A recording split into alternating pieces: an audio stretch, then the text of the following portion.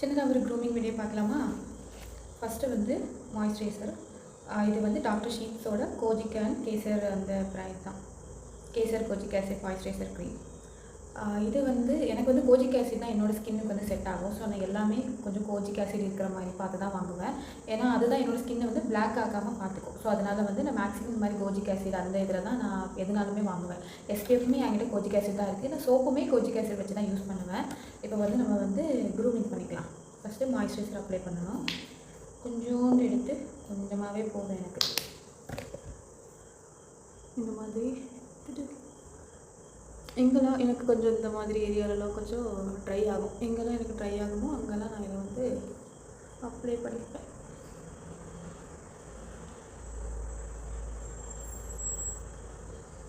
இப்படி தேய்ச்சி இப்படிலாம் அப்ளை பண்ணாதீங்க. இந்த மாதிரி டாட் வச்சு இப்படியே அப்ளை பண்ணுங்க. இப்படி தேய்ச்சி அப்ளை பண்ணால் பிம்பிள்ஸ் தான் ஜாஸ்தியாக வரும். ஏன்னா நம்ம கை க்ளீனாக இருக்குமான்னு தெரியாது. ப்ராடக்ட் பாதி கையிலேயே போயிடும். அதனால் இந்த மாதிரி தேய்ச்சி எப்போவுமே ஒரு க்ரீம் யூஸ் பண்ணுறீங்கன்னா இப்படி தேய்ச்சி அப்ளை பண்ணாமல் இப்படி டாட் வச்சு இப்படி இது பண்ணி விடுங்க.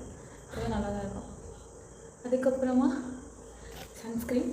இதுவுமே டாக்டர் ஷீட்ஸோட கேசர் அண்ட் கோஜிக்கு தான். இதுதான் நான் எப்போவுமே யூஸ் பண்ணுவேன்.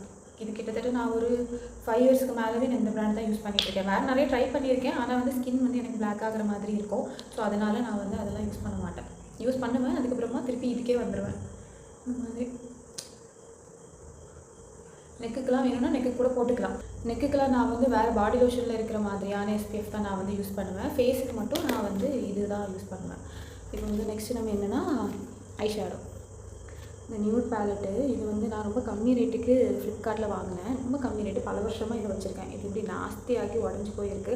ஆனாலுமே நான் அதை தூரப்படாமல் வச்சுருக்கேன். ஏன்னா இது வந்து சும்மா வேறு ஆஃபீஸ் போகும்போதோ வெளியில் பக்கத்தில் போகும்போதோ அதுக்குலாம் நான் இதை யூஸ் பண்ணுவேன். ஏன்னா இதில் இருக்க எல்லா ஷேடுமே எனக்கு ரொம்ப பிடிக்கும். இதுதான் ரொம்ப பிடிச்ச ஷேடு. நான் இதை வந்து யூஸ் பண்ணி தேஞ்சு போச்சு. இதெல்லாம் கீழே போட்டு உடச்சி ஒழுங்காகவே எனக்கு க்ளீன் பண்ணாமல் வச்சுருக்கேன். இதுதான் மேக்ஸிமம் நான் யூஸ் பண்ணுறது. இது வந்து பிங்க் ஷேடு. எங்கேனாலுமே நான் லைட்டாக பிங்க் அந்த ப்ரௌன் ஷேடுக்கு தான் போவேன். நீங்களுமே அந்த மாதிரி ட்ரை பண்ணுங்கள். இப்போ நார்மலாக காலேஜுக்கு எங்கேயாவது போகிறீங்க அப்படின்னா அடிக்கிற கலர்ஸு கிளிட்டர்லாம் வச்சுட்டு போட்டு போகாதீங்க. அது அவ்வளோ நல்லா இருக்காதுன்னா ஃபங்க்ஷனுக்கு அந்த மாதிரி போங்க. டெய்லிக்கு வந்து ஐஷேடோ போடலாட்டும் பிரச்சனை இல்லை. நான் ஐஷேடோ போட்டால் இன்னும் கொஞ்சம் நல்லாயிருக்கும் அப்படின்னு நினச்சிங்கன்னா நீங்கள் வந்து லைட் பிங்கு ப்ரௌன் ஷேடு அந்த மாதிரி போட்டுட்டு போங்க. இந்த மாதிரி நமக்கு ஏதாச்சும் லைட் பிங்கு அந்த மாதிரி ப்ரௌன் ஏதாச்சும் ஒரு ஷேடு எப்படி எடுத்து கையில் எடுத்துகிட்டு இந்த மாதிரி லைட்டாக அப்படி இப்படி டேப் பண்ணிவிட்டு நல்லா இப்படி பண்ணி விட்டுருணும். கண்ணாடியை பார்த்து நல்லா ஸ்மச் பண்ணி விட்டுறணும். 2 பக்கமும் இந்த மாதிரி அப்ளை பண்ணி ஸ்மச் பண்ணி இங்கெல்லாம் ஆகிற மாதிரி போட வேண்டாம். இதை மட்டும் இந்த ஏரியா மட்டும் கவர் ஆகிற மாதிரி போட்டுட்டிங்கன்னா போதும். பேலன்ஸ் இருக்கிறத அப்படியே சீக்ஸில் போட்டு விட்டுருணும். சீக்ஸில் போட வேலைலாம் ஒரு டிஷ்யூ பேப்பர் வச்சு ரிமூவ் பண்ணிவிடுங்க. இப்போ நான் சும்மா தான் எக்ஸஸ் இருக்கிறது அந்த மாதிரி போட்டுட்ருக்கேன். முடிஞ்சிருச்சா? இனி என்ன பண்ணணும் அப்படின்னா லிப்ஸ்டிக்கு. எனக்கு வந்து இது வந்து லிப் லைனர். இது வந்து ஸ்விஸ் பியூட்டின்னு நினைக்கிறேன். ஆமாம், ஸ்விஸ் பியூட்டியோட லிப் லைனர் வந்து பார்த்துக்கோங்க. இதோட ஷேடு வந்து ஷேடு என்னென்னு சாண்டி பிங்க் 13. இதுதான் இதோட ஷேடு. ஆக்சுவலி எனக்கு வந்து நான் இதை வந்து லிப் லைனராக யூஸ் பண்ண மாட்டேன். லிப்ஸ்டிக்காகவே நான் இதை போட்டுருவேன். எப்படின்னா இது கொஞ்சம் ஷார்ப்பாக இல்லை, ஷார்ப் எனக்கு இது வந்து ஷேடு எனக்கு பர்சனலி பிடிக்கிறனால நான் இதை வந்து லிப் லைனராக யூஸ் பண்ணாமல் லிப்ஸ்டிக்காகவே இதை நான் போட்டுருவேன். இந்த மாதிரி எடுத்து உங்களுக்கும் லிப்ஸ்டிக் வேணால் நீங்கள் லிப்ஸ்டிக் தாராளமாக போட்டுக்கலாம். அப்படி வேண்டாம் அப்படின்னா லிப் பாம் மட்டுமே நீங்கள் போட்டுக்கோங்க. இப்போவே நிறைய டிண்டர் லிப் பாம்ஸ்லாம் நிறைய வர ஸ்டார்ட் ஆயிடுச்சு. இந்த மாதிரி அப்ளை பண்ணி லைட்டாக அப்ளை பண்ணாலே போதும். எனக்கு இந்த ஷேட் ரொம்ப பிடிக்கும்.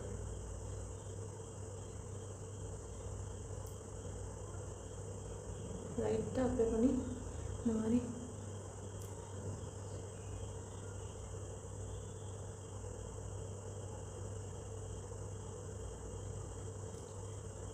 லிப்ஸ்டிக் போட்டு முடிச்சாச்சு. இப்போ வந்து நம்ம வந்து ஐலைனர் போட போகிறோம். என்கிட்ட வந்து காஜல் இருக்குது, ஐலைனர் இந்த டாஸ்லரில் உள்ள பிராண்ட் இருக்குது. இப்போ வந்து நமக்கு டாஸ்லரே யூஸ் பண்ணலாம். ஏன்னா இது வந்து 2017 நான் இதுதான் யூஸ் பண்ணிட்டுருக்கேன். என்னோட ஸ்கூல் டைம்லேருந்தே நான் இந்த டாஸ்லர் தான் யூஸ் பண்ணிட்டுருக்கேன். காஜலுக்கு வந்து எது யூஸ் பண்ணிட்டுருக்கேன் அப்படின்னா ஃபேஸஸ் கனடாவோட இதுதான் யூஸ் பண்ணிட்டுருக்கேன். இப்போ நம்ம ஐலைனர் மட்டுமே யூஸ் பண்ணலாம். எப்படி ஐலைனர் போடணும் அப்படின்னா நான் எப்படி போடுவேன் அப்படின்னா கொஞ்சம் இப்படி எடுத்து ரொம்ப மைல்டாகவே இன்றைக்கி போடலாம். இப்படி எடுத்து கிட்ட வந்து இதில் இப்படி ஃபஸ்ட்டு ஒரு கோடு பயமாக இருக்குது. சின்னதாக இப்படி ஒரு கோடு